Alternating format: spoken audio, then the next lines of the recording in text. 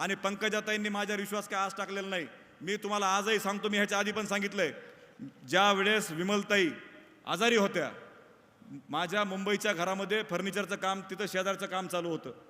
हे राजकारणात बोलण्याचा विषय नाही, पण ह्यांनी राजकारण इतक्या खालच्या स्तराला आणून ठेवलंय. काही गोष्टी मला तुमच्यासमोर बोलायच्यात म्हणून मी आज इथं उभा आहे. काय त्यांनी सांगितलं, पंकजाताई एक दिवशी मुंडे साहेबांबरोबर विमलताई आजारी असताना ताईंना घरी भेटायला आल्या आणि शेजारी पूनमताईंचा फ्लॅट होता, आपल्या पूनमताई महाजनांचा माझ्या शेजारी फ्लॅट होता आणि त्यांनी तो फ्लॅट भाड्याने एका जणाला दिला होता, म्हणून तिथं फर्निचरचं काम चालू होतं. आणि पंकजाताई आल्या, ताईपाशी बसल्या, म्हणले ताई तुम्हाला कॅन्सर आहे, तुम्हाला आजार आहे, तुम्ही इथं नका राहू, माझ्या घरामध्ये माझं वरी घर आहे. राजभाऊ तडे इथं उपस्थित आहेत. राजभाऊ खरं किस्सा हा. तर त्यावेळेस ताईंना त्यांनी सांगितलं की तुम्ही आता माझ्या घरामध्ये वरी शिफ्ट व्हा.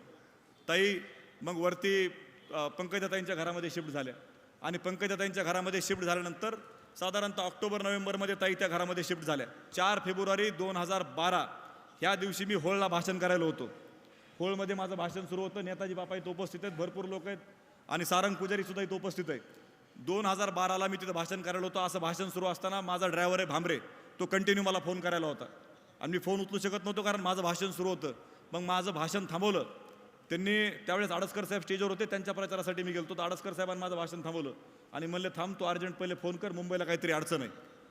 त्यावेळेस मुंबईला जी अडचण झाली ती, माझी आई चक्करून खाली पडली होती आणि ज्यावेळेस माझ्या आईचे डोळे बंद झाले, माझ्या आईनं शेवटचं घर कोणाचं बघितलं असेल ना, तर स्वर्गीय मुंडे साहेबाचं बघितलं, लक्षात ठेवा.